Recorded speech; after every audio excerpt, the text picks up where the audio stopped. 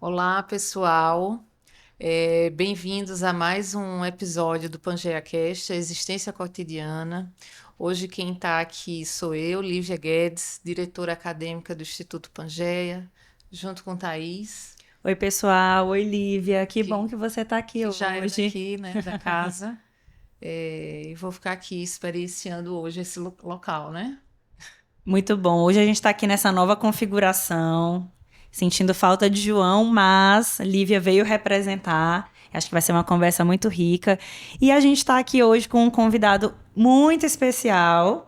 É o Marco Aurélio Mendes, que é psicólogo, trainer internacional da terapia focada nas emoções pela Sociedade Internacional de TFE, diretor do Instituto TFE Brasil, doutorando em psicologia pela Universidade Federal Rural do Rio de Janeiro, pesquisador do Levica, Laboratório de Estudos sobre Violência contra Crianças e Adolescentes, e autor dos livros A Clínica do Apego, A Clínica das Emoções e A Prática da Terapia Focada nas Emoções, sendo esse último livro em parceria com Andréa Caroli, Márcia Bruno e a equipe de psicólogas do Instituto TFE Brasil. Uau! Que currículo, Marco! Muito bem-vindo. Olha, já que a gente falou antes em deixar a experiência acontecer, ouvindo isso tudo aí que você falou, eu me senti até encabulado, porque geralmente eu peço para me apresentar só assim, Marco Aurélio Mendes, psicólogo e trainer da TFA no Brasil. Mas aí o João pediu, não, você vai escrever aqui uma coisa mais extensa. E aí Lógico. acho que isso tem a ver porque acho ok pra caramba, né? Mas veja, aí a gente está falando sobre já as emoções, né? Como é que a Uhum. gente não controla? Eu não esperava ser invadido por uma onda de vergonha como essa que me aconteceu agora. Acho que isso mostra muito sobre o tema que talvez a gente possa focar aqui, né? Que é esse das emoções nas nossas vidas, né? Exatamente. Não tinha uma pessoa melhor para a gente conversar sobre o tema de hoje, que é as emoções e os seus significados nas nossas vidas, né? Eu entendo que esse currículo ele é só uma apresentação formal, mas é claro que você é muitas outras coisas, Querido, né? Para obrigado. além disso, a gente já estava aqui numa conversa informal de bastidores, né? A Isso. gente estava conversando, você é pai, né? Você tem tantas outras experiências, mas assim, a questão do currículo, para quem está ouvindo a gente, acho que também é muito importante que apresenta as credenciais, né? Para a gente começar esse bate-papo, eu queria muito te ouvir assim sobre se a gente consegue, para quem está ouvindo a gente, para quem está assistindo esse episódio, dizer, né, classificar o que são emoções. Assim, para começar de cara. Claro. Olha, realmente assim, quando você para verificar na história da psicologia e suas diferentes abordagens também de intervenção clínica, você vai ver que não tem uma unanimidade no que sejam as emoções, uma definição comum. Mesmo quando você vai para, digamos assim, campos um pouco mais formais, como as neurociências afetivas, você também não vai encontrar uma definição comum. Talvez a gente possa falar dos pontos em comum que a gente consegue construir entre diferentes campos, né? Então, acho que partindo desse paradigma do que pode ter em comum, eu creio que são processos que têm uma influência biológica importante, porque Sim. eles são, de certa forma, processos evolutivos, né? Que foram construídos durante milhares de anos da nossa experiência enquanto espécie, e nas quais a gente partilha também com outros animais que também sentem emoções, né? Uhum. Só que são processos que também têm influência da cultura que a gente vive, da sociedade que a gente é criado, né? Uhum. E as emoções são processos eminentemente automáticos, né? Você, por exemplo, está num determinado local e tem um gatilho específico e você é claramente capturado por aquilo e começa a reagir. Então, veja, quando você está falando de uma emoção, você vai ter, quando uma emoção está ativa, processos fisiológicos, Sim. reações do teu organismo, um corpo que sente, né? Porque a psicologia, infelizmente, durante muitos anos muitas décadas, melhor dizendo, achou que um homem era uma mente sem corpo, né? E, na verdade, a gente tem um corpo que vive, que experiencia, né? Então, veja, e ao mesmo tempo, quando uma emoção está ativada, você também tem processos cognitivos presentes. Né? Veja, se você sente medo, você vai ter a sua atenção voltada para determinados estímulos que podem ser ameaçadores, você vai ter pensamentos ligados ao medo e por aí vai, não é? Então, eu acho que esses pontos são importantes para a gente pensar, né?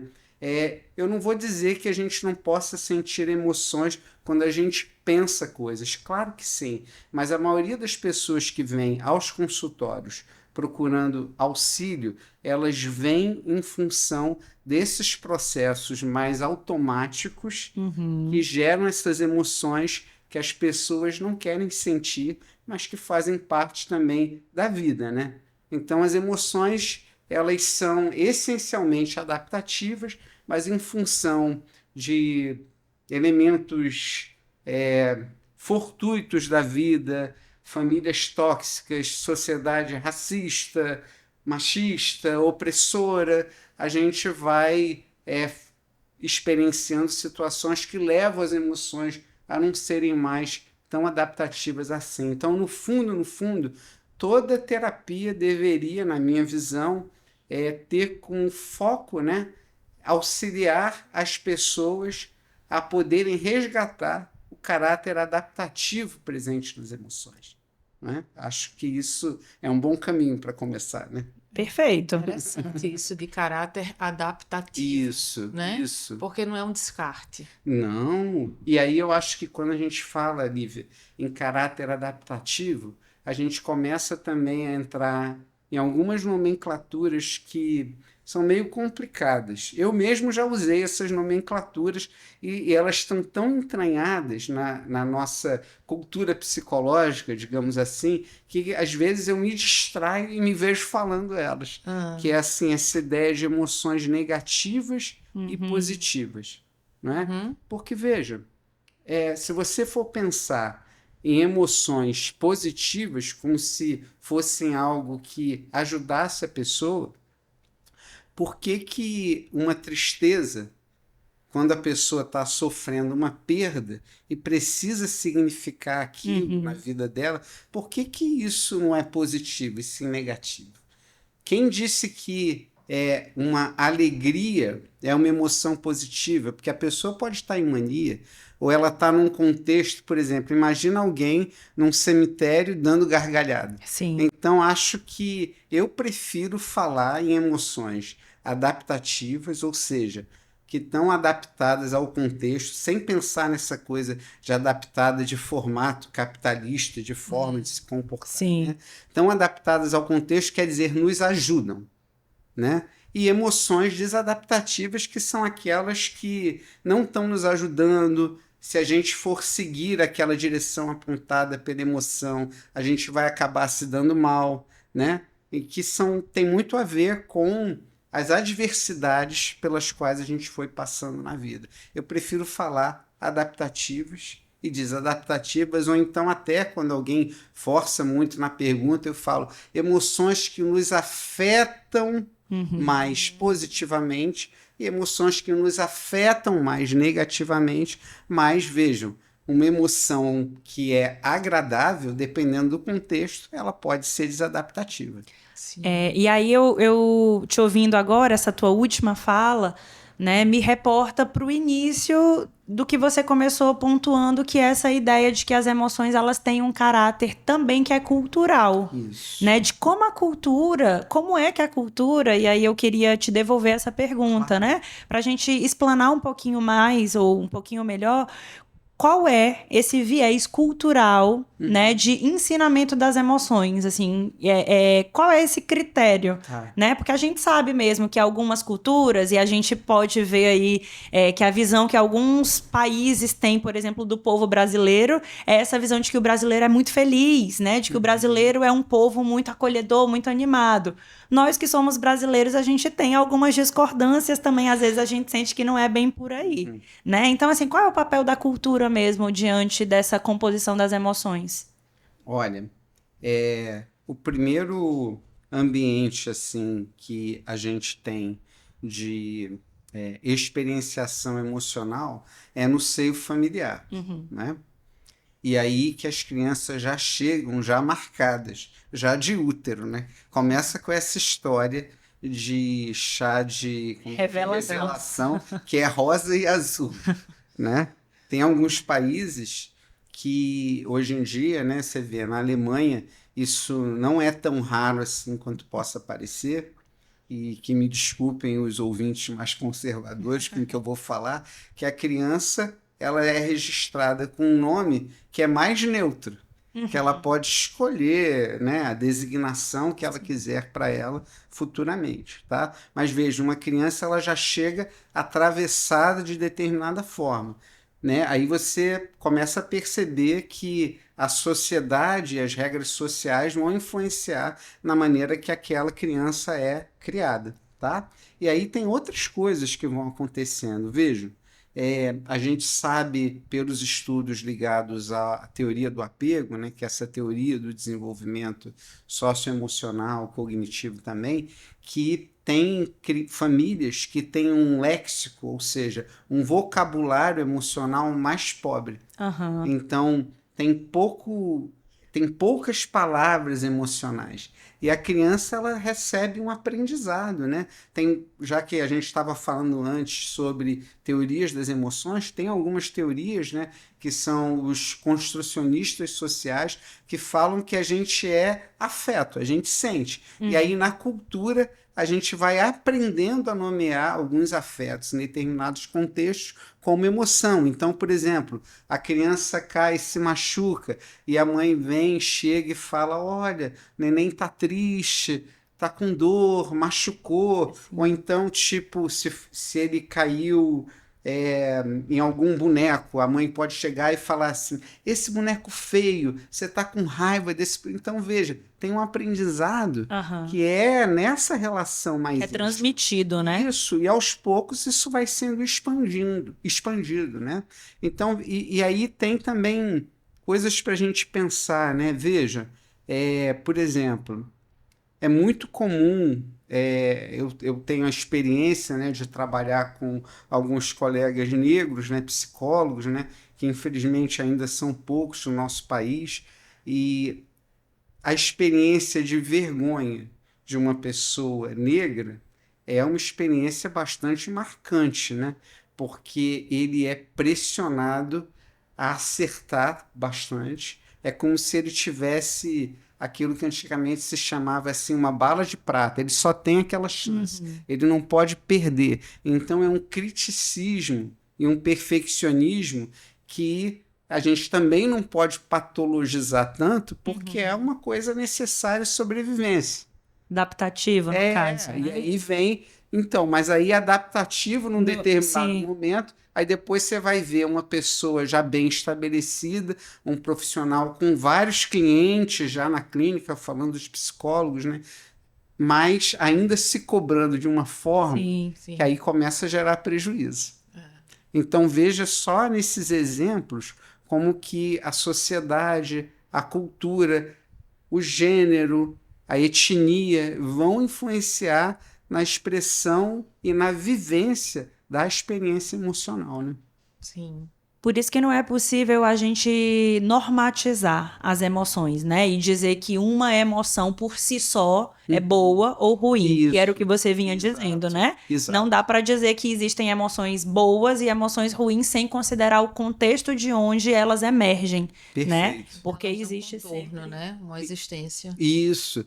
Vem cá, eu posso puxar um pouquinho agora, assim, para a questão da terapia. Tem muitos ouvintes que são psicoterapeutas sim, também, com certeza. né? E mesmo os ouvintes que Que não talvez são. não sejam psicólogos, Podem ser curiosos. podem ser E curiosos o sobre objetivo isso. é esse, né? É entender o que são essas psicoterapias e Isso. o que tem dentro da psicologia para a comunidade. Claro. Então, vejam, eu entendo que as terapias, as psicoterapias, elas confundem um pouco o que é a emoção.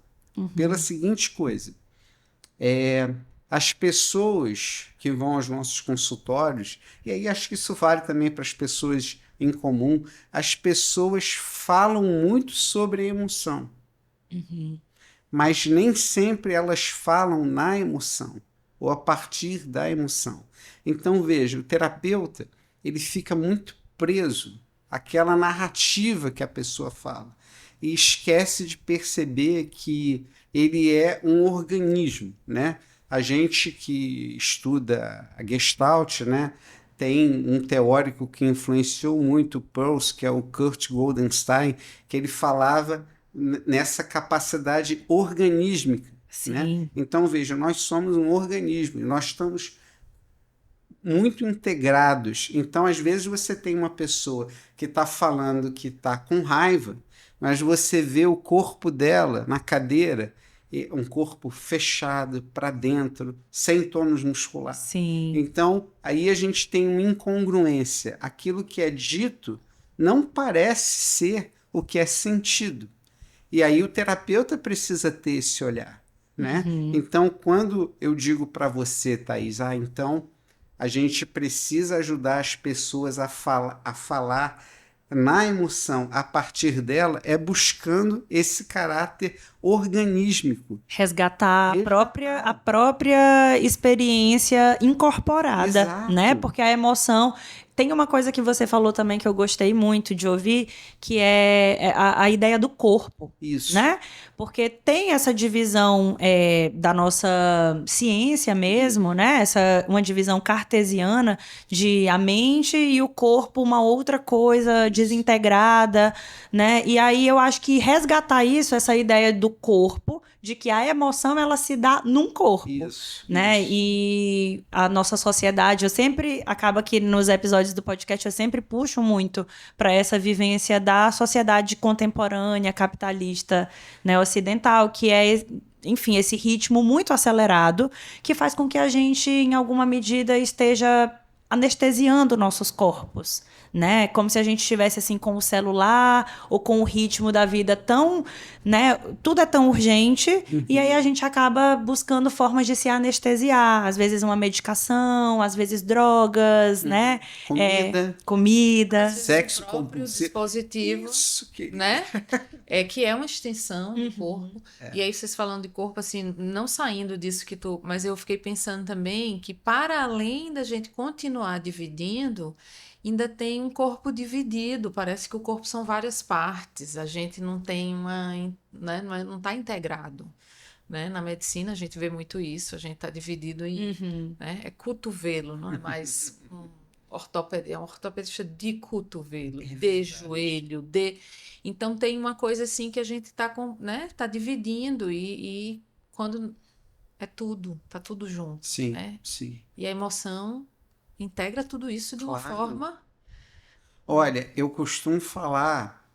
Bom, chega um ponto assim também que eu nem sei se fui eu que falei isso pela primeira vez ou se eu vi em algum lugar, já não lembro, mas eu falo repetidamente isso, que o corpo é o palco das emoções, é onde elas se expressam. Acontece assim, e aí a gente também precisa olhar para a história da psicologia como um todo, da psicoterapia mais precisamente, que tiveram muitos excessos com essa questão do corpo, por exemplo. Né? A gente sabe disso. Sim. Né? Tiveram muitos excessos e que acabou levando a um descrédito em qualquer processo assim que levasse em consideração o corpo físico. Né? Essa questão, às vezes, mais, digamos, energética, sem uma comprovação específica, mas se você for ver tudo que vem sendo construído dos anos de 1980 para cá, na neurociência, tudo vai mostrando que até os processos que a gente chama de processos cognitivos ligados ao pensamento e tal, na verdade eles são o quê? São corpo, é matéria, vem do corpo, é um neurônio se ligando ao outro. Né? Então, acho que a gente precisa entender que essa racionalização excessiva que a gente vem tendo desde Descartes, né, que você mesmo mencionou aí, e também esses excessos que a psicoterapia, acho que não a psicoterapia, né, era um mundo, né, movimento da contracultura, enfim, que também foi necessário, é assim que é na vida, a gente se expande, depois se contrai e assim vai, não é? Mas hoje o que você sabe olha, existe um corpo que é onde a emoção acontece, e você hoje não precisa recorrer a processos assim, digamos, mais esotéricos, coisas do tipo, para entender que o corpo ele está presente. Veja, toda emoção ela se expressa no corpo. Então, toda emoção, pensando nessas emoções mais básicas, né, elas têm tendências para a ação. Então, quando você está com raiva, a tendência do teu corpo é se expandir, partir para cima. Você cerra os punhos, você franze as sobrancelhas. Quando você está com vergonha, você quer se esconder, você quer sumir. Se retrai, Se retrai. Quando você está com medo... energia drenada ali. Então, você está com medo, você quer se afastar do perigo. Então, tudo está no corpo. E aí os terapeutas, eles perderam essa capacidade de olhar para o corpo das pessoas, né? E isso faz parte, né? Você tem... Então, olhar para o organismo é olhar para o todo, não só para o que é dito. Eu lembro que uma vez eu lendo meu Deus, qual é o nome dele? Paul Gilbert, da terapia focada na compaixão, que é uma pessoa que eu respeito bastante, apesar de não concordar com essa ideia de treinar compaixão, né? Mas respeito assim. Não concordar é porque eu vejo de uma outra forma, mas todas as terapias funcionam de alguma maneira, então não quero... essas pessoas são gênios, né? Essas que criam esses movimentos, mas ele fala uma coisa interessante, que uma pessoa que ela tem assim um pensamento que não tem uma experiência, esse é um pensamento vazio, ele é um pensamento desencarnado, então ele não cola ali. A pessoa tipo vai falar coisas como, ó, eu já entendi, mas eu não sinto diferente, que eu acho que é o grande calcanhar de Aquiles das terapias mais racionalistas, né? Elas querem mudar o pensamento das pessoas, o que já traz uma visão assim que eu entendo um pouco distorcida, de um poder terapêutico excessivo. Eu sei o que é melhor por outro, eu sei o que o outro está distorcendo, eu vou te mudar, eu tenho reticências quanto a isso, mas mesmo que ela queira atuar dessa forma, aí a pessoa vai olhar para as evidências e vai falar, ah, tá, eu sei que eu tenho valor, mas eu não sinto que eu tenho. E aí, como é que faz? Não tem, né? Porque aí não tem um corpo. Que é isso que você tava, isso que você falava ali no início, né? De que a emoção ela precisa ser. E aí eu não sei qual é a palavra, assim, qual é o verbo. Porque assim, em Gestalt terapia a gente diria que a emoção ela precisa ser experimentada, né? A gente diria experienciada. Experienciada. Ótimo. Experienciada. Né? Experienciada. Porque aí essa experimentação ou essa experiência ali, né, a partir de um novo olhar ou a partir de um novo, né, de um reconhecimento de uma nova potência que essa emoção emerge ali, né, ela se redesenha, ela vira uma outra coisa. É isso que mobiliza, então, uma mudança. Sim. Né? Então, a terapia focada nas emoções, ela traz esse a mais em relação às terapias cognitivistas, né? Assim, para quem está ouvindo, só para a gente organizar aí esse entendimento para quem está ouvindo a gente. Porque a gente falou dessa ideia de que as emoções, elas precisam, né, ser experienciadas, porque só a racionalidade, né, dentro de um setting terapêutico não permite alcançar essa mudança, mas o que mais é a proposta da terapia focada nas emoções? Olha, esse é um modelo que tem uma base humanista, né? E, digamos assim, está dentro desse campo das abordagens fenomenológico-existenciais, como a gente fala aqui no Brasil, para abarcar a abordagem centrada na pessoa, a gestalt terapia, a fenomenologia e tal, né? Sim, sim. E a gente ao mesmo tempo, né? Então ela é uma combinação da Gestalt com a ACP, que é a abordagem centrada na pessoa, também com um teórico da ACP que não é tão conhecido no Brasil, que é o Eugene Gendlin, que é da focalização, né? Então, na verdade, a TFE juntou essas três abordagens, claro, de uma forma original e com alguns conceitos próprios, mas ela é claramente muito influenciada por essas abordagens. E o que ela fez foi estudar extensivamente, através do que a gente chama de estudos dos processos de mudança, né? Estudar isso de forma mais científica, aplicando a neurociência afetiva à terapia.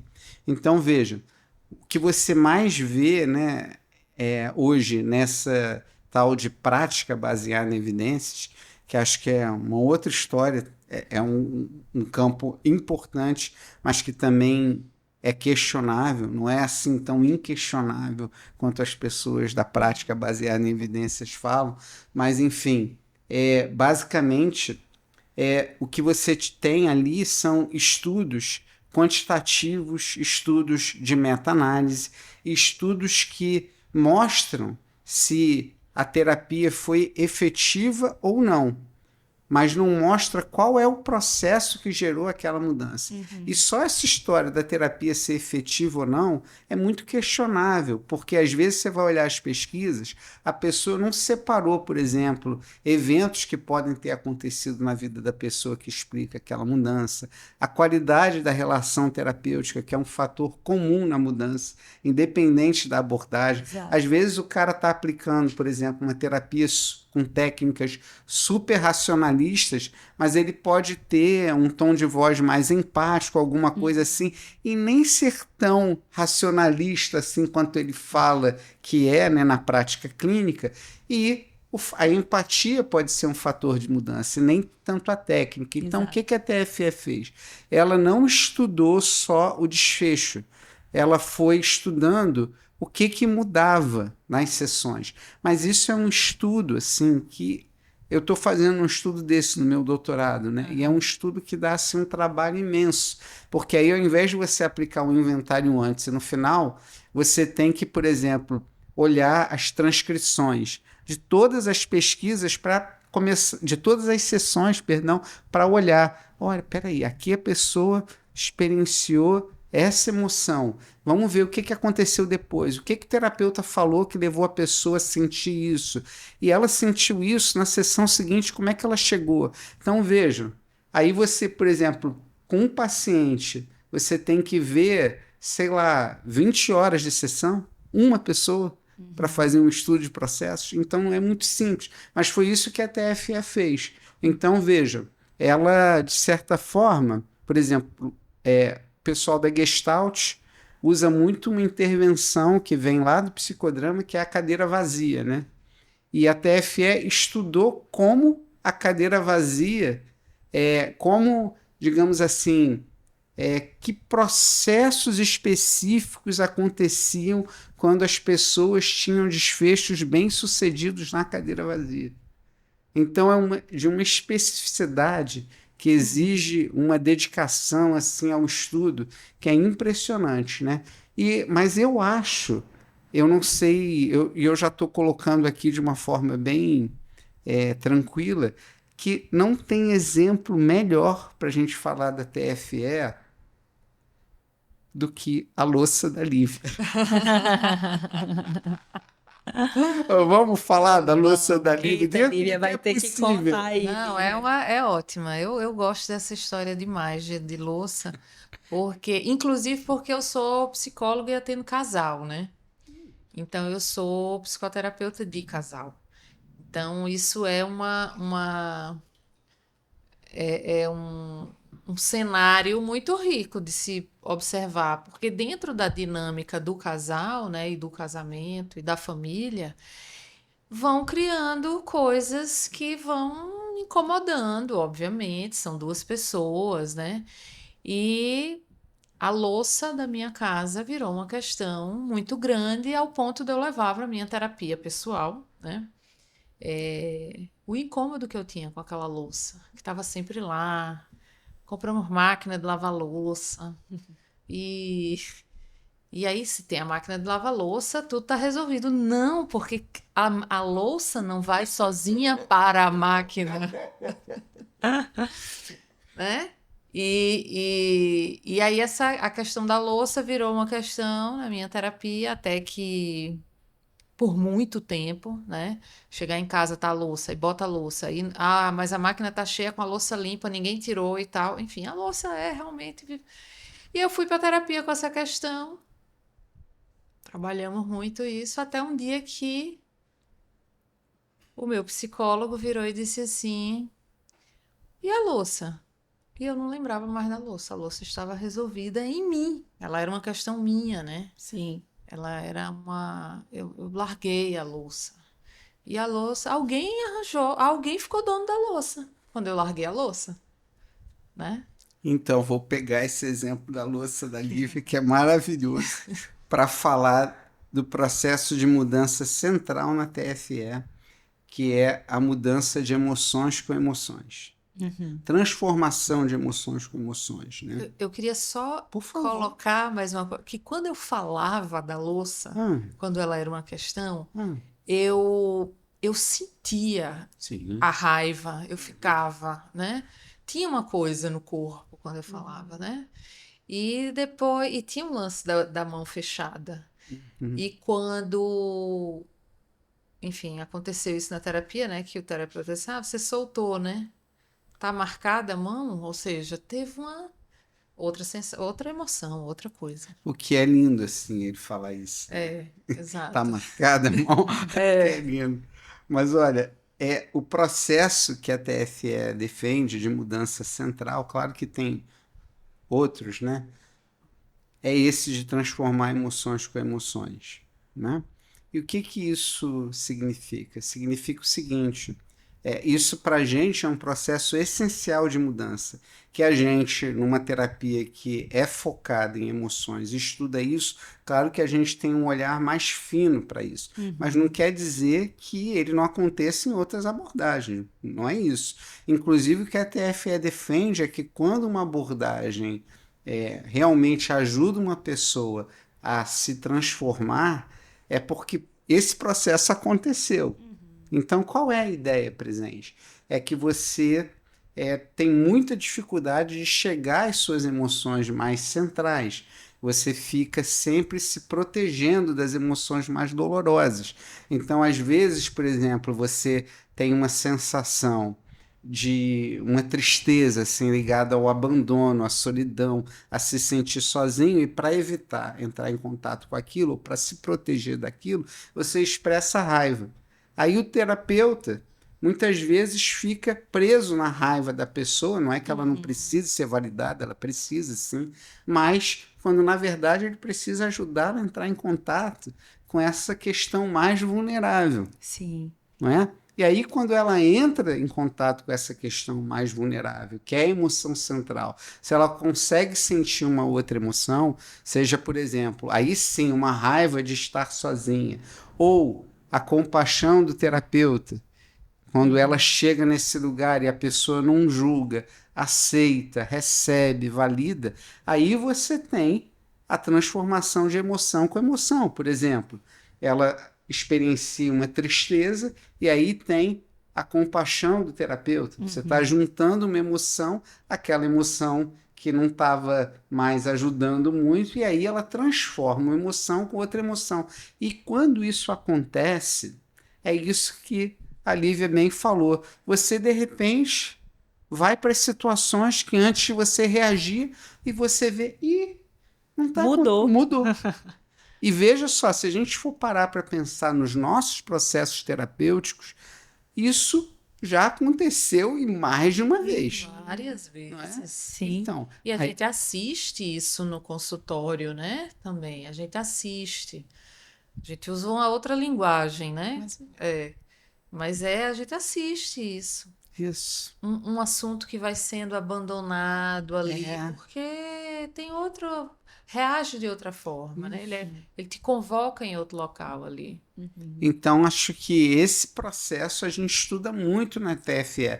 E aí tem diversas coisas, né, para se estudar em relação a isso. Por exemplo, quando você acessa uma emoção, ela tem um tempo no qual ela está mais flexível a receber novas emoções e novas informações para ser transformada. Antigamente, a gente achava que uma vez uma emoção consolidada, né, nos nossos processos de memória e tal, ela seria algo para ficar ali, tipo, ad eternum, né? E na verdade, hoje a gente sabe que quando a emoção está ativada, ela também está flexível para receber novas informações.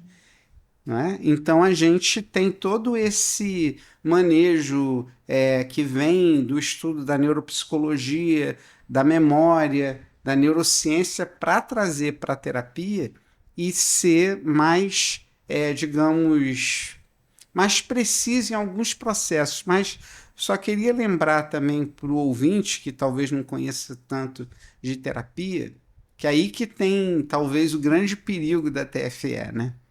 O grande perigo da TFE não, o grande perigo para ela.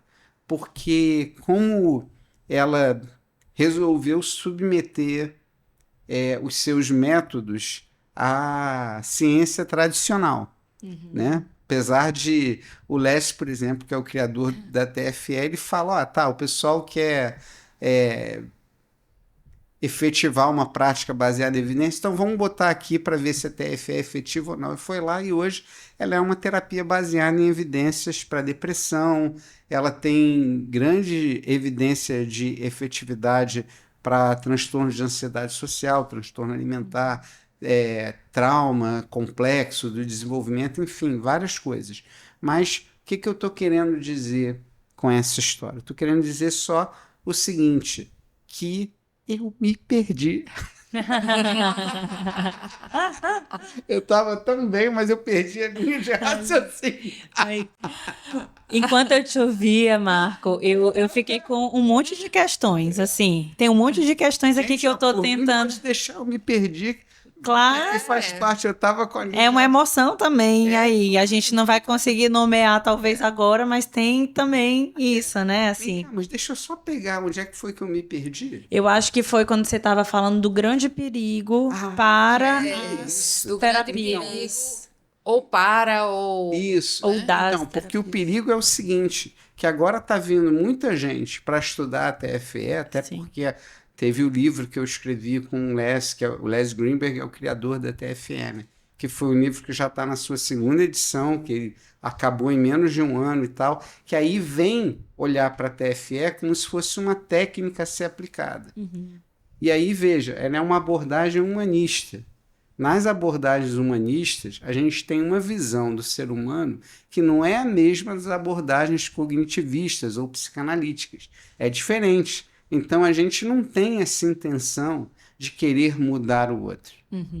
E isso é muito confuso para alguns profissionais. Porque falam, mas espera aí, você é um terapeuta e não quer que o outro mude? Espera aí, não é que eu não queira que o outro mude. Se a pessoa está vindo à terapia porque tem algo que está incomodando ela, é claro que eu quero que ela mude, porque esse é o desejo dela.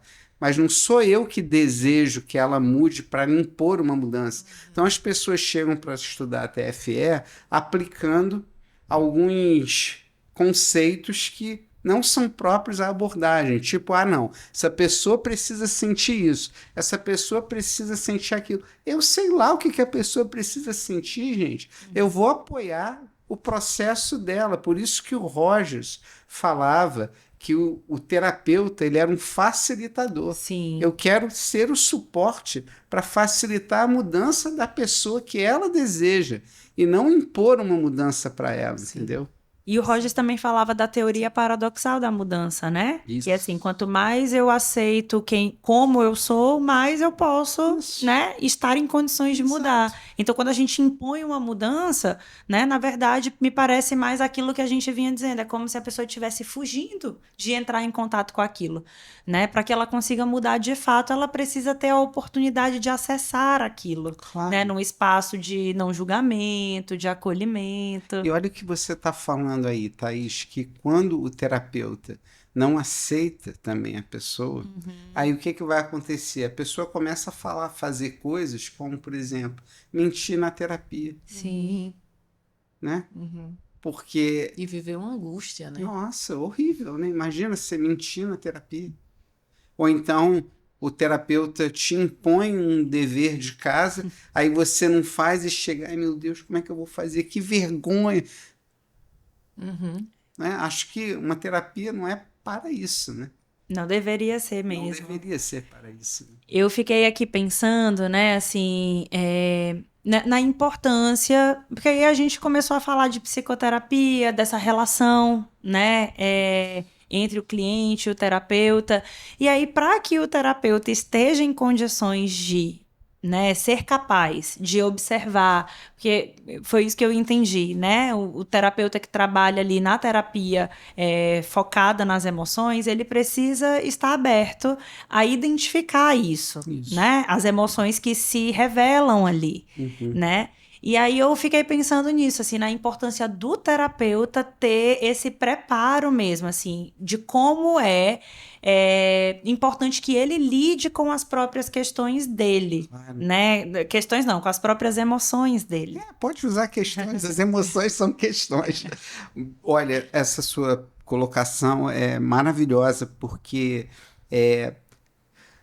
eu sou supervisor, né, da TFE tem mais ou menos uns 8 anos, né? Eu também sou supervisor pela Sociedade Internacional, mas eu já era supervisor há mais tempo, e nesse tempo todo é impressionante como quando o terapeuta fala que o paciente tem dificuldade de sentir as emoções, como na TFE a gente faz muita supervisão em vídeo, a gente vê que a dificuldade não é do cliente. É o terapeuta que está intervindo, tirando a pessoa do contato com a emoção. Né? E aí, por isso que a gente também, na formação, a gente tem uma preocupação maior com o mundo interno do terapeuta. Porque, veja, formação de terapia, na minha visão, ela não é para um terapeuta, psicólogo clínico, ela não é para ser feita com PowerPoint e estudo de livros somente. Né? Imagina, você precisa ter um conhecimento sobre você, né? Você precisa aprender a suportar a sua dor para dar suporte à dor da outra pessoa. Mas senão não tem sentido.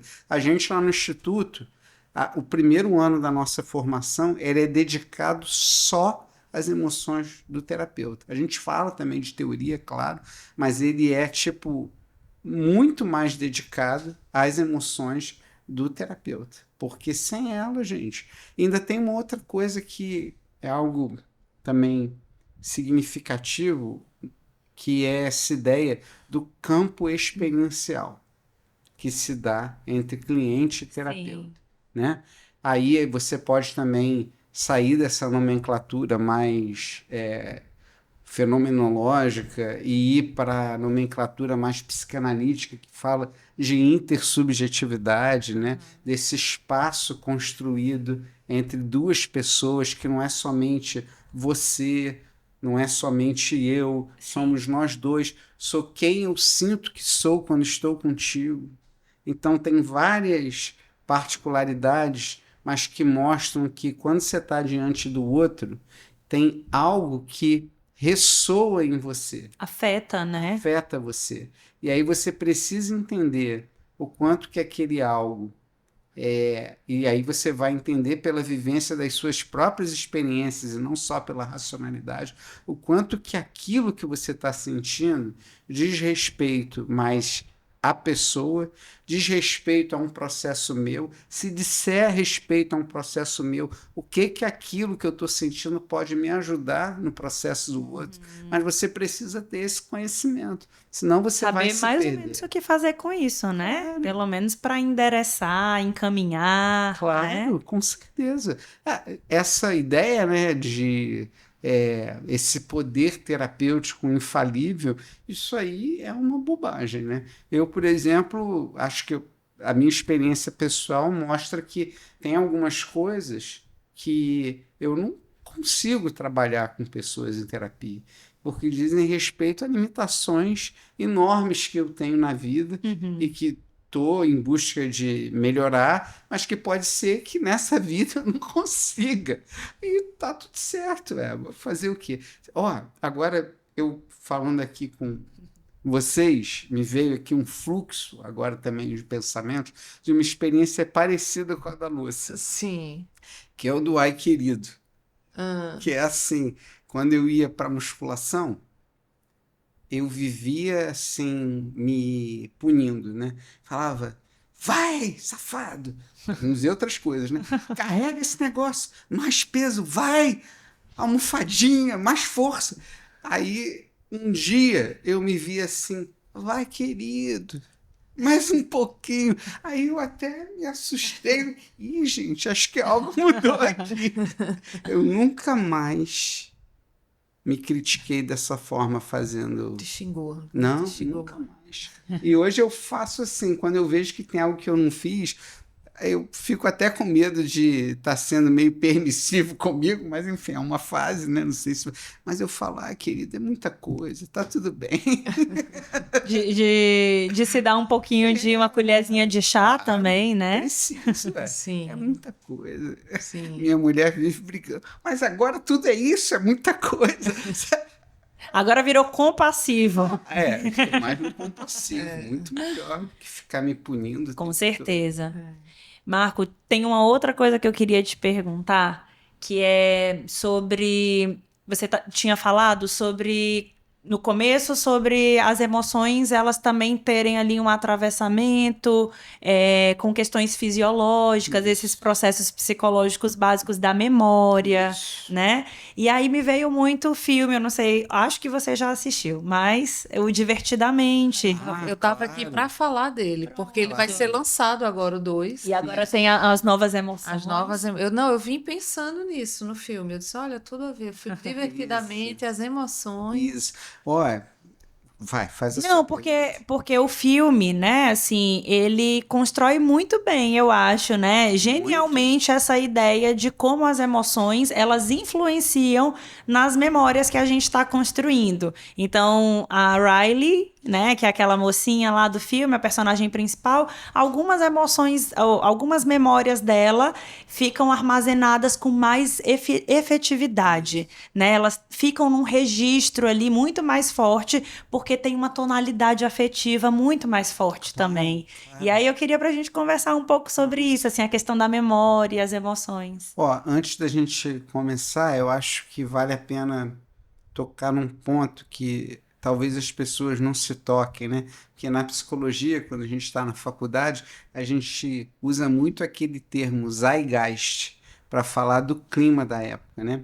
E acho que foi ano passado, tem um colega lá do Rio Grande do Sul, que é o Thiago Loreto, um grande amigo que acabou fazendo a formação conosco, que ele mostrou um artigo para mim, que era um artigo que tinha vários neurocientistas e psicoterapeutas falando um termo que tem a ver com o Zeitgeist Zeitgeist atual, e o filme expressa isso, porque eles estão falando disso, que é afetivismo, como se a gente tivesse saído da era do cognitivismo para entrar na era do afetivismo. Não é à toa que todas as psicoterapias hoje estão querendo falar mais das emoções. Teve um congresso agora de terapias cognitivas grandes, agora no Rio Grande do Norte, e eu vi vários colegas assim postando coisas que eles viram no congresso, como se fosse uma grande novidade, coisas que a TFE fala, sei lá, há 40 anos, a Gestalt há 50, enfim. Mas é isso, né? No fundo, a gente quer uma psicoterapia cada vez mais integrada, e isso é bem-vindo, mas também me sinto assim um pouco violentado quando vejo as pessoas puxarem coisas de outras abordagens e usarem como se fosse elas que tivessem criado tal coisa, né? Então, para falar do filme, o que eu quero dizer é que o filme expressa esse zeitgeist atual, que a gente está vivendo e que nem se dá conta, que é o afetivismo, tá? E eu entendo assim, que ele nem é um filme tanto para criança, né? É mais para adulto, eu também acho. Mais para adulto. Concordo. Né? Mas ele ali no filme, ele traz muito essa noção bem clara entre a ideia de que quando algo importante acontece, ele precisa ser armazenado.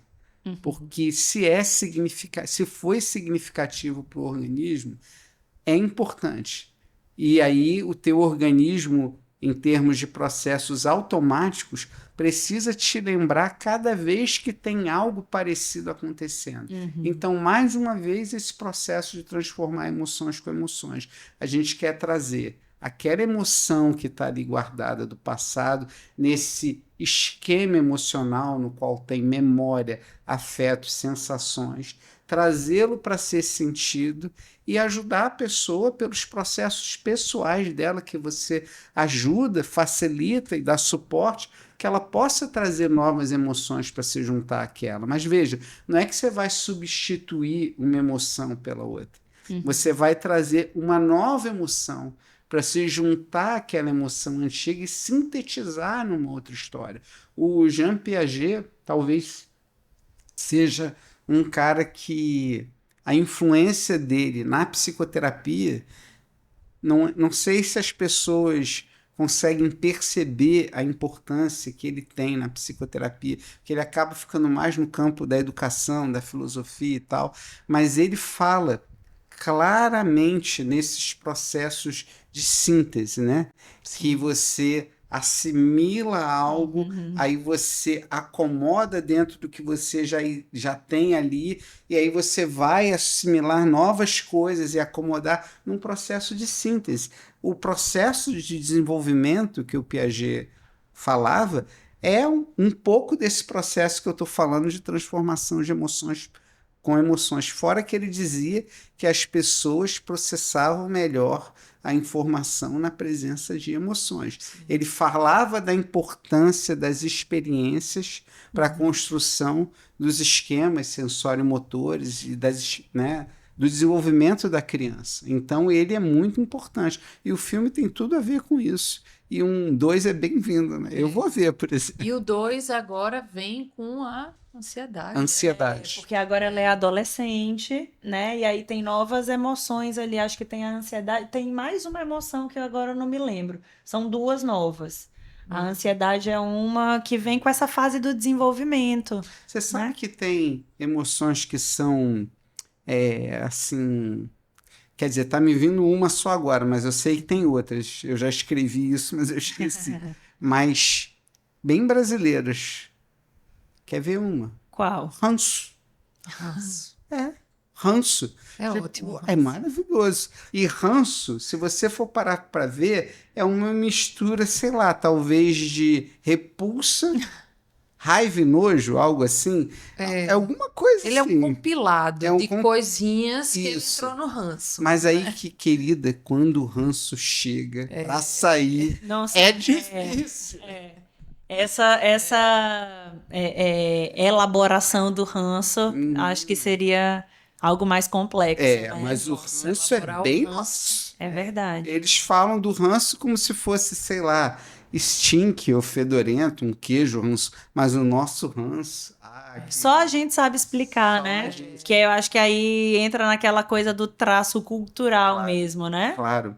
Tem uma emoção chamada, acho que é Han, que é para o pessoal coreano, né? Que é um tipo de vergonha, mas uma vergonha assim tão forte que tem a ver com o momento que o Japão invadiu a Coreia e destruiu toda a cultura local como forma de dominação, que quando tem essa emoção, essa rã, eles praticamente são incapazes de suportar e tem muitos casos de suicídio em relação a Bem isso, né? cultural isso, né? Tem no Japão, veja a história da vergonha, quando tem lá a entrada nas universidades, o trem-bala tem que diminuir a velocidade, porque senão os jovens que não passam no vestibular vão se jogando na linha de trem e suicídio em massa, coletivo. Então, realmente, assim, a cultura é muito... Você sabe uma coisa que aconteceu? Quando o Les Greenberg esteve aqui, em 2018, que nós trouxemos ele ficou meio espantado com uma coisa.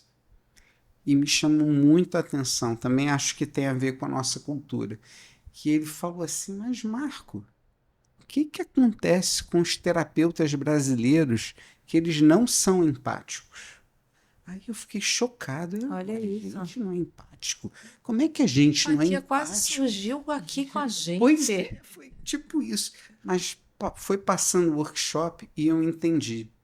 Porque, veja, a gente não costuma ser empático àquela dor mais central da pessoa. Surge uma dor mais superficial e aí o terapeuta brasileiro, ele já quer acolher. Quando ele tem que, claro, validar aquela emoção, mas olhar para aquilo que está mais ali no centro. A gente tem que ser mais empático a essa dor que não consegue ser expressa. Era isso que ele estava querendo dizer. E aí eu entendi, porque a pessoa sentia alguma dor, aí o terapeuta já intervia, faz uma imagem, compaixão, alguém te abraça, não sei o quê, você é lindo. Então, aí eu entendi esse ponto. E aí uma das primeiras coisas que eu falo no treinamento dos psicólogos na nossa formação, quando eles começam a levar mais a prática para a clínica, eu falo assim, olha, não fale coisas boas para o paciente. Só fale quando estiver no processo da pessoa.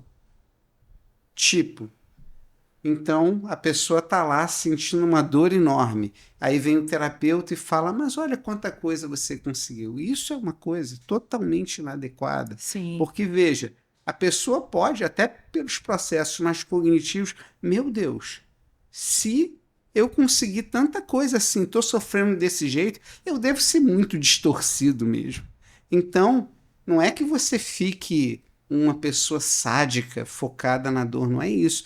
Deixa o processo aparecer. Então, se a pessoa começa a expressar algum orgulho de si própria, você valida, você ajuda ela a perceber e aumentar aquela experiência afetiva, mas não tira a pessoa do contato com a experiência dela.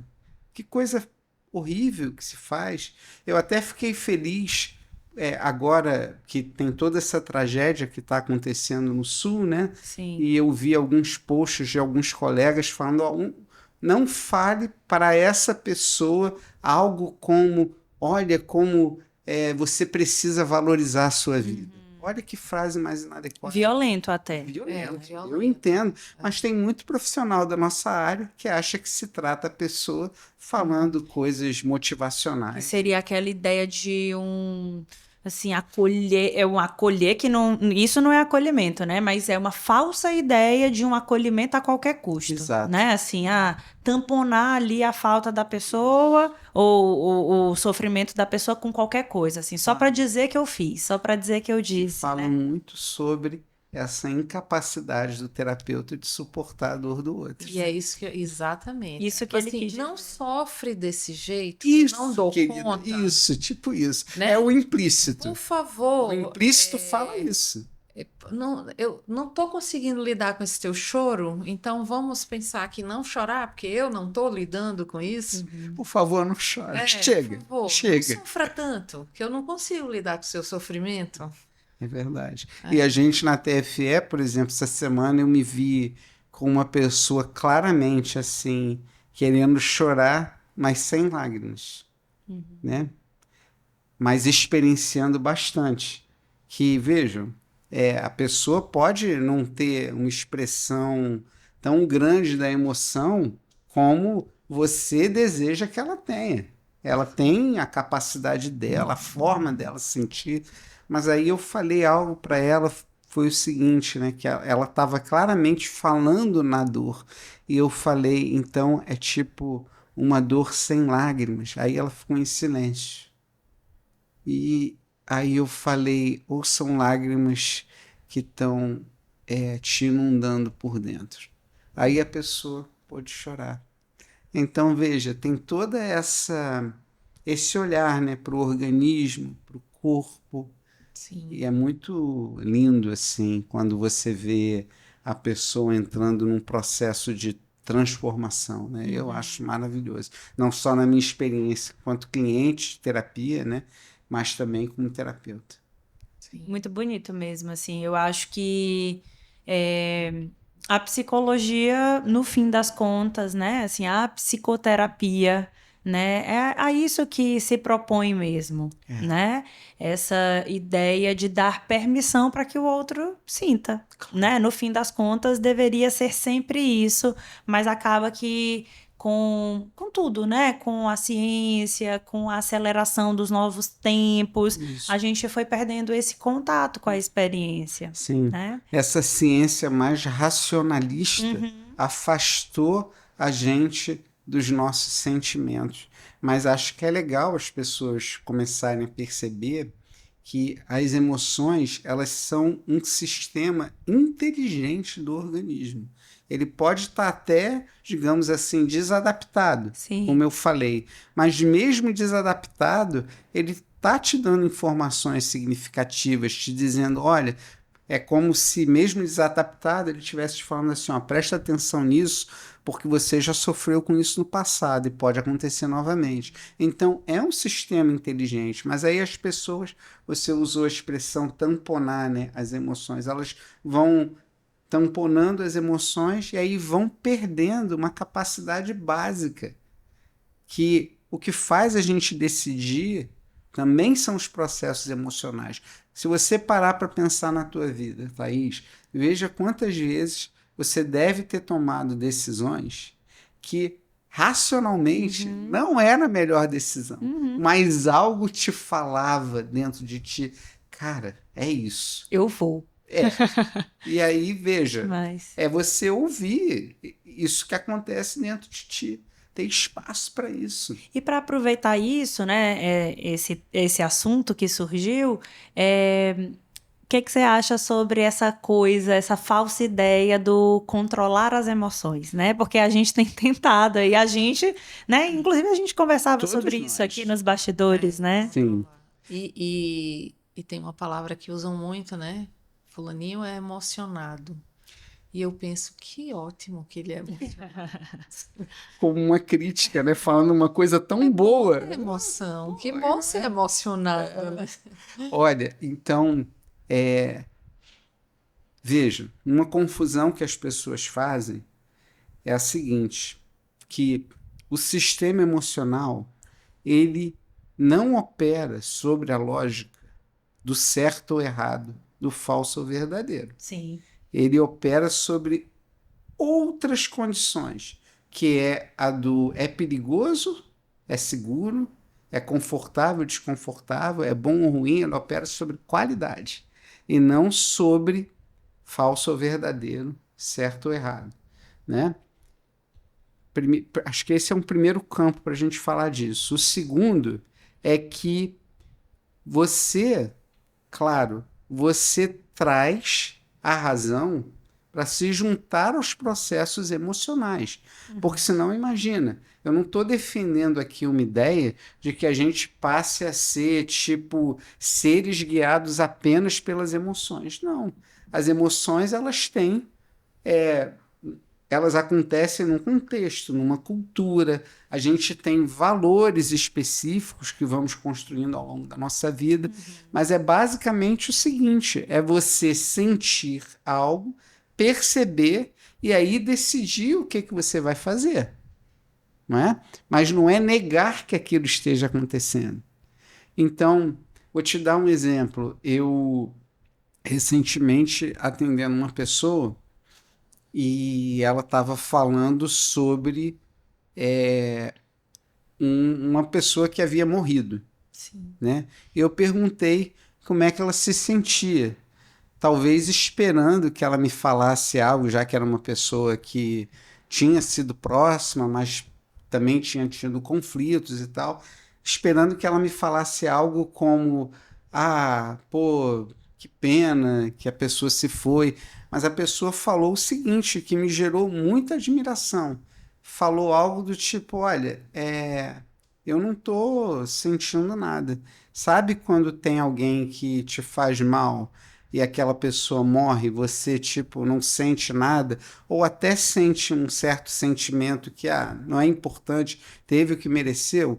Eu fiquei, assim, ouvindo aquilo e, ao mesmo tempo, um pouco chocado, mas entendendo que esse era o sentimento que ele sentia, que a pessoa sentia. Sim. E ele pôde falar para mim sobre isso, aceitar para ele, aceitar para mim, e não fazer nada na vida dele, né, que levasse a falar mal da pessoa que, não é? Veja, porque isso é um valor pessoal. Eu sinto isso, mas eu vou respeitar a dor do outro, da família, e mas não vou ficar inventando um afeto que hoje não existe. Então veja como é que é essa história, né? Então, o que eu estava te dizendo é que a gente, querendo te dizer agora, respondendo a sua pergunta, juntando todos esses pontos, é que a gente não controla muito o que a gente sente. Mas a gente precisa, sim, dos nossos processos lógicos e racionais para dar sentido à nossa experiência. O que acontece é o seguinte: se você vai sentindo uma coisa que te incomoda diversas vezes, que não te ajuda, se você for ficar usando processos lógicos e racionais para orientar o que você vai fazer, você vai ficar exausto. Então você vai ter que fazer, eu entendo isso, né? Uma boa terapia que te ajude a transformar essa emoção para ela não ficar vindo toda hora e você tendo que, de alguma forma, querer questionar ou regular ou controlar, entendeu? Acho que é bem por aí a ideia que eu penso sobre o controle emocional. Acho que é inútil. A gente sente, a gente não tem muito o que fazer, a não ser que a gente vá para a terapia tentando transformar algo que está nos incomodando no presente. E só para finalizar esse ponto, é legal perceber o seguinte, né? Que as pessoas não vêm à terapia porque elas pensam errado. Sim. Elas vêm porque elas se sentem mal, estão sofrendo. Então, é a emoção que traz a pessoa à terapia. E mesmo que você seja um adepto do DSM-5, do CID-11, perceba que boa parte desses transtornos que estão lá catalogados, eles são, na verdade, desordens da emoção. Né?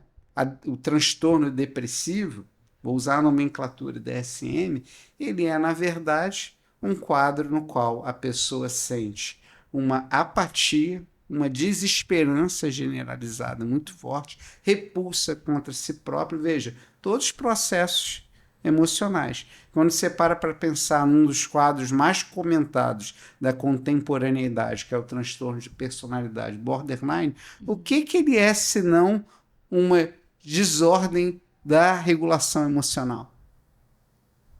O transtorno de ansiedade social não tem a ver com a vergonha excessiva? Sim. Então, todos esses transtornos diagnósticos, eles são desordens da emoção. E o que a gente defende na TFE é que é o seguinte: uma vez que você aprende a trabalhar com a emoção, e é bem difícil, tá? Sim. Mas uma vez que você aprende, você não fica precisando de um protocolo para, vou tratar a depressão, vou fazer isso, tratar a ansiedade, vou fazer aquilo.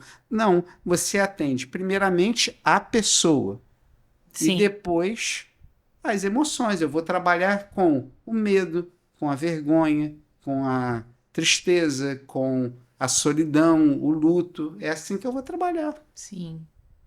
Até porque o protocolo tu estaria unificando, né? Uma depressão, uma Pois é. ansiedade, Olha quantas né? sutilezas tem, né? E não é um diploma, né? Você, para ter depressão, você não passa por não é um diploma onde você gradua várias, não, é cada pessoa vai Exato. funcionar, né, expressar sentimentos e emoções distintas Claro.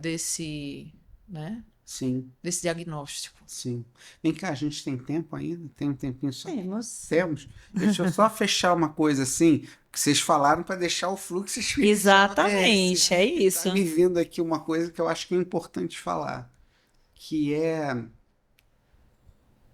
as pessoas têm uma visão muito chata da vida, que é o seguinte, eu vejo muitos terapeutas dando alta para os pacientes quando tem remissão de sintomas. Então, aí tem dois pontos que eu queria falar, e aí acho que é meio polêmico falar isso, mas enfim, fica a polêmica aí no ar, que é A o gente vai seguinte. fazer o recorte da polêmica e botar no ar para Então, eu nunca dou alta para os pacientes. Por que que eu faço isso? E já falo nas primeiras sessões, né? Muitas vezes eu falo, outras vezes eu vou falando depois, porque eu acho que não sou eu que tenho que saber o momento da pessoa que ela considera que está bom para ela sair da terapia. O máximo que eu falo é que quando a gente chegar perto de um problema determinado, que seja doloroso para ela, que eu perceber que ela está precisando se proteger, saindo da terapia ou faltando e tal, eu vou sinalizar isso para ela e ver o que ela acha disso. Mas até porque é uma bobagem, assim, a pessoa quer você dá alta ou não, ela deixa de vir da terapia, ela que sabe, ela que vai até lá, né? Então, veja, acho esse conceito de alta bem médico, que não sei se aplica a gente. E uma outra coisa que eu queria colocar é quem disse que a pessoa com sintomas, claro que eu sei que a gente pode relativizar isso se precisa, mas nem sempre alguém com menos sintomas é uma pessoa que está com mais significado na vida. Tem gente que não tem sintoma nenhum, e talvez esse seja talvez O um grande principal sintoma. sim, sim. Então, Uma dessensibilização, né? claro. E aí, olha que contradição, porque a gente passa a faculdade inteira aprendendo que saúde não é ausência de doença. Sim. Aí vamos nós, psicólogos, tratar o paciente entendendo que a saúde dele é ausência de sintomas. É uma contradição absurda. Verdade. E isso se reflete também na visão que as pessoas têm do psicólogo, né? Nessa visão de que eu vou lá para ele me resolver, para ele me consertar, né? E cabe a nós, terapeutas, psicólogos, né, entendermos que não é nosso trabalho, não é nosso papel tutelar essa experiência e consertar ninguém. Tutelar essa experiência ressoa aqui em mim. Acho que é uma boa colocação. Tutelar a experiência, também gostei. Também gostei disso. Pois tem mais alguma coisa, assim, que eu acho que seja importante para a gente discutir, pensando, né, assim, eu estava retomando aqui o tema do nosso episódio, que é a importância, ou as emoções e os seus significados nas nossas vidas, e eu acho que agora, no final, você amarrou muito bem, né, eu acho... Tinha uma pergunta que eu ia fazer que é, toda emoção tem um significado, mas a tua fala aqui no final, ela amarrou isso muito bem, né? De que, independente de ser um significado que a gente julga, porque isso aí tem um julgamento também, né? O julgamento de se é uma experiência, se é um sentimento ou se é uma emoção boa ou ruim, mas isso é julgamento. Mas toda emoção comunica algo que precisa ser experienciado. Então a gente já respondeu essa pergunta e brilhantemente. Aí eu queria saber de você, se ainda tem algo, né, que você gostaria de pontuar, pensando na questão do significado das emoções. Tem sim. Talvez a gente esteja precisando hoje, na terapia em geral,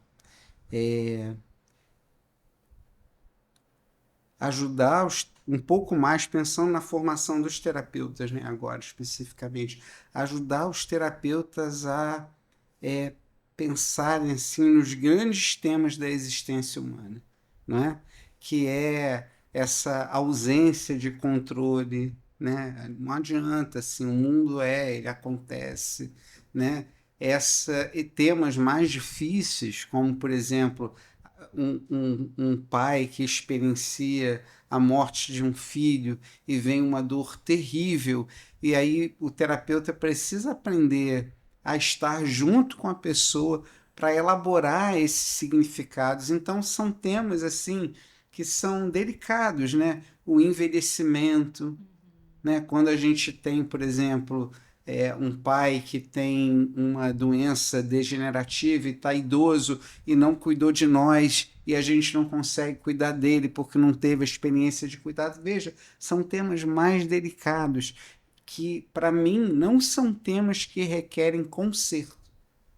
São temas que requerem você dar suporte à pessoa, acompanhá-la e ajudá-la a criar significados que sejam talvez mais ajustados nesse sentido, né, à realidade dela. Não é? Porque a vida é difícil. Eu odeio positividade tóxica, tá? Só para vocês saberem. Odeio. Porque a vida tem aspectos ótimos, tem aspectos horríveis, e a vida ela é o que ela acontece. Uma angústia sem fim. Pois é, a angústia existencial está presente sempre. Em tudo. Olha, eu adorei, gente. Pois é, assim, Muito bom, a gente ficaria aqui, né? Assim. passou voando, como sempre, né? Eu sempre digo que eu, João, Lívia e todo mundo que faz o Pangeia Cast acontecer, que a gente tem um desafio aí, que é o desafio de encaixar todo mundo de novo, porque a gente sempre termina um episódio com a sensação de que ainda tem coisas pra gente continuar falando. Vou ter que vir do Rio de Janeiro. Vai ter que vir de novo. Eu quero falar só uma coisinha final, que eu quero divulgar o meu instituto. Sim, Claro. eu já ia te falar para tu divulgar o instituto, a formação, Claro. os livros. Ótimo, vou falar então. Olha, para o pessoal que quiser conhecer o Instituto TFE Brasil, Terapia Focada nas Emoções Brasil, é só acessar o nosso site, que é tfebrasil.com.br. Lá tem nossos cursos, nossa formação, que é a única formação no Brasil certificada pela Sociedade Internacional de Terapia Focada nas Emoções. Os nossos módulos, eles são todos online, então a gente tem terapeutas do Norte, Nordeste, Sul, Sudeste, Centro-Oeste, de todo o Brasil, não é? E tem o nosso Instagram, que é @TFEBrasil, e os livros estão no site também, acho que é isso. A comunidade de TFE no Brasil vem crescendo. A gente, ano passado, nós fomos o país que teve maior número de pessoas se certificando em TFE. Olha. Né? Então, acho que eu vou dar um treinamento na China agora, porque eles querem ver o jeito brasileiro de fazer a TFE, que eu acho que é isso, né? Eu sempre quis, acho que é um desejo meu, que aí começou a crescer com as colegas lá do Instituto, que me ajudam muito, que é a ideia da gente não ficar querendo fazer uma terapia importada, né? Nós fizemos um ensaio clínico randomizado agora no Instituto com 60 pessoas, né? 31 pessoas atendidas, 29 controles, para mostrar a efetividade da TFE num grupo de pacientes deprimidos. E aí a TFE foi efetiva, os ganhos se mantiveram até 4 meses, e um dos índices melhores foi a regulação emocional, e as pessoas conseguiram se manter mais reguladas após 4 meses da terapia, mostrando efeitos de médio prazo, e a gente não fez nenhuma técnica de controle emocional, tipo respira, não sei o que, nada disso. Então, acho que trazer a TFE para o Brasil e fazer uma TFE brasileira sem deixar de seguir a teoria, eu acho que é um grande desafio e é o que me motiva, né? E isso é emocional, né? Porque quando eu falo disso me emociona e me dá vontade de fazer mais, que a gente quer buscar, claro, nós não somos só seres que buscam o prazer e evitam a dor, mas é claro que a gente quer mais do que nos faz bem e que faz sentido à nossa vida. Isso. Que bonito. Muito bom. Muito bom. Que legal te ter aqui, né? Eu que agradeço. Que vem mais vezes. Tomara. Muito obrigada, Marco, pela presença, por essa aula, né? Por esse show. Obrigada também, Eu que Lívia, por ter agradeço. vindo, substituído aí o nosso querido Espero ter João. substituído a A altura. altura sempre. E agradeço também a audiência de todo mundo que está ouvindo a gente. Até a próxima. É isso. Tchau, pessoal.